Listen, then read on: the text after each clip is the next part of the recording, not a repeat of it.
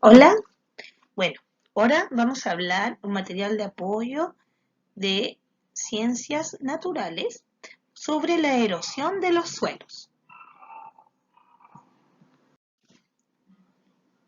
Para poder entender mejor este contenido, debemos saber y analizar cómo es la composición de los suelos y los tipos de suelos que existen.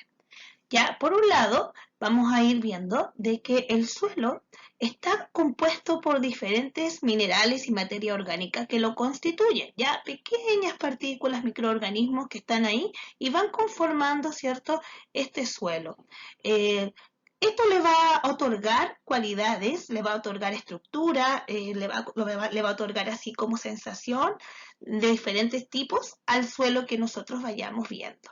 ¿Qué tipo de suelos vamos a encontrar? Algunos son más ligeros, como la arena, ¿ya? Y no son muy fértiles. Eso quiere decir que, como cuando vamos a la playa, no podríamos plantar un tomate ahí en esa arena porque no nos daría frutos, ¿ya? Por otro lado, tenemos el arcilloso, que es mucho más pesado y pegajoso y tiene bastantes nutrientes orgánicos, lo que podría ser más trabajador, más trabajoso, se podría utilizar en la agronomía, en el cultivo de plantas, etcétera, ¿ya? Y tenemos uno que es más estéril, es decir, que es muy rocoso y no podemos tampoco plantar nada ahí. Ahí no vamos se descompone todo muy rápido porque no puede procrearse vida ahí en ese tipo de suelo.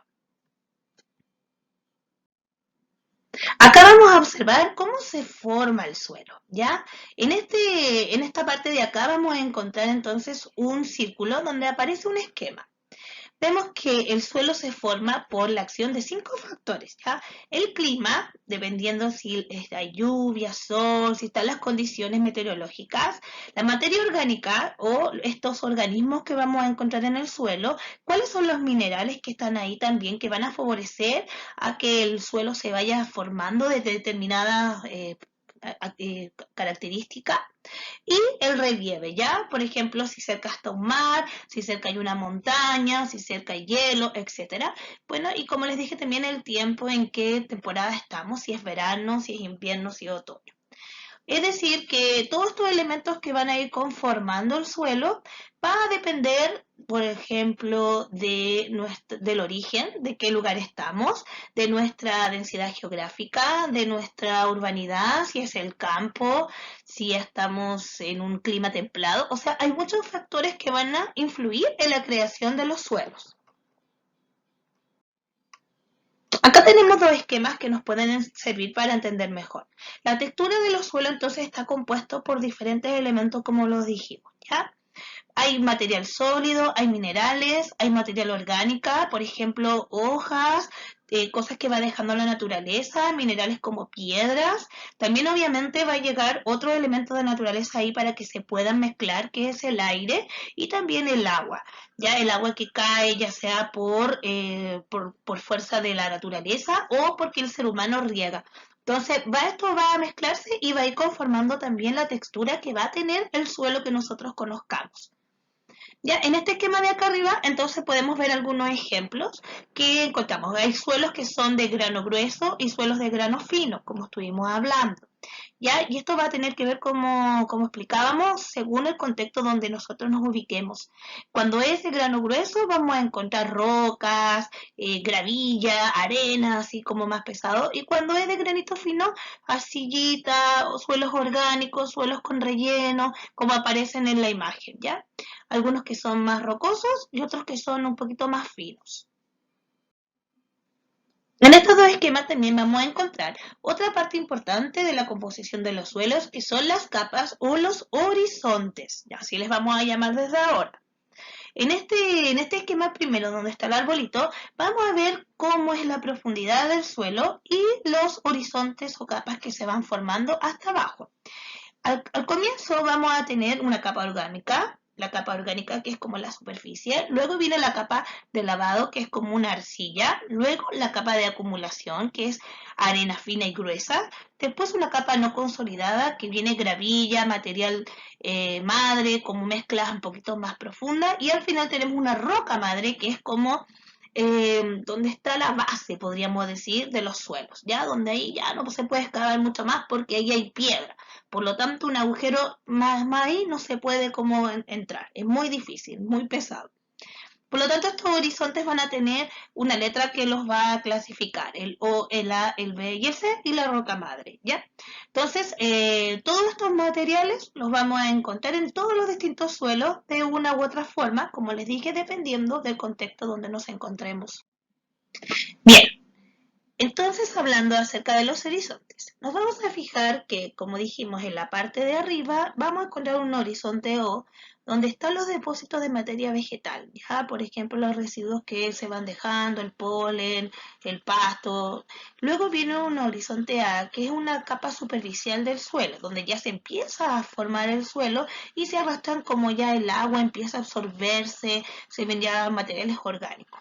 Luego en el horizonte B se va a llamar subsuelo. ¿Ya? Entonces no es tan orgánico porque ya empiezan a aparecer más minerales y empieza a porcarse más rocoso.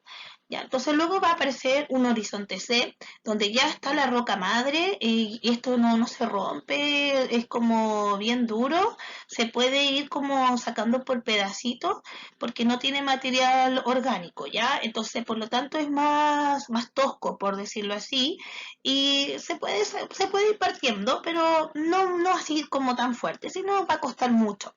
Pero ya en el horizonte D ya es un tipo de lecho o de lugar más rocoso, donde el suelo mismo está ahí. Es como que ese fuera la base y a partir de la parte madre, del horizonte madre, el horizonte D, se va formando las diferentes capas que van creando este suelo que vamos a ir conociendo.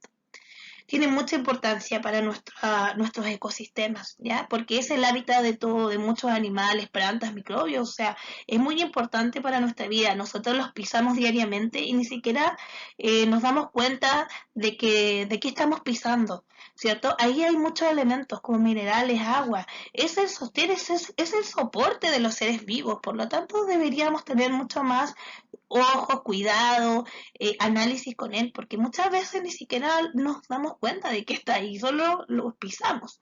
Sirve de soporte entonces para grandes cultivos como la ganadería, la agricultura, para poder desarrollar diferentes trabajos para nuestra economía. Por lo tanto, tiene muchas, múltiples utilidades, no solamente que nos sirve como de camino.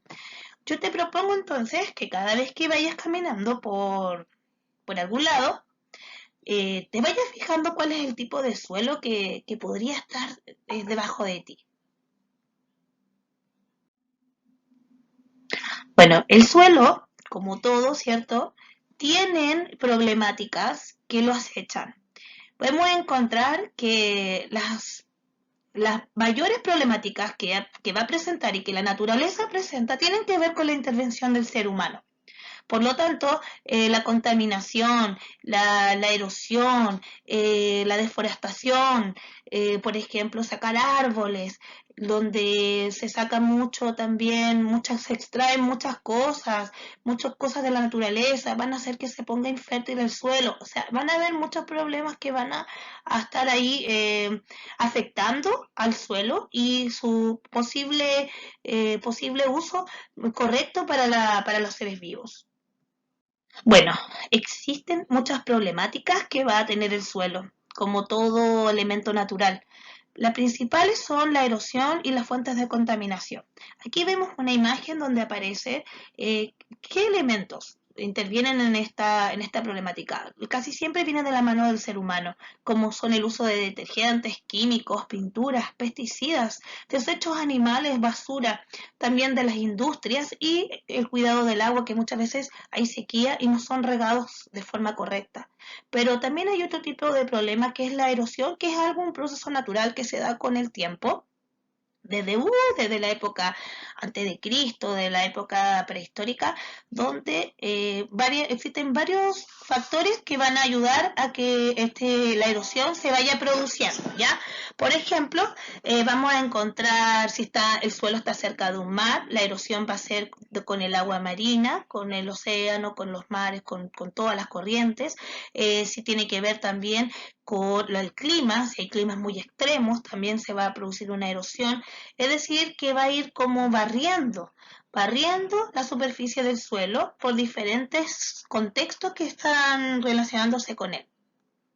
También vamos a encontrar otro fenómeno que se llama la sedimentación. Al igual que la erosión, es un desgaste natural. Por un lado, la erosión tiene que ver más con las rocas, con los elementos externos como el agua y el viento, ¿ya? Y eso va transformando el suelo más aplanado, más rocoso, más ahuecado, dependiendo de la erosión que esté.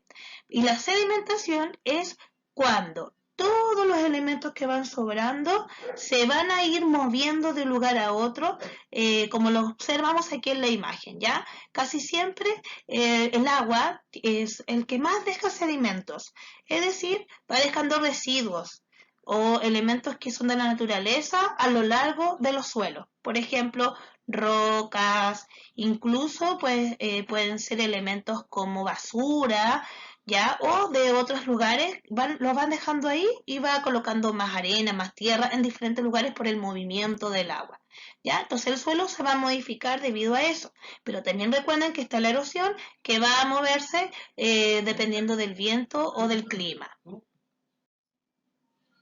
Actividad final. Elabore en su cuaderno o en una hoja blanca un dibujo con las composiciones del suelo, ¿ya? Como observamos aquí en la imagen, según los horizontes que lo constituyen.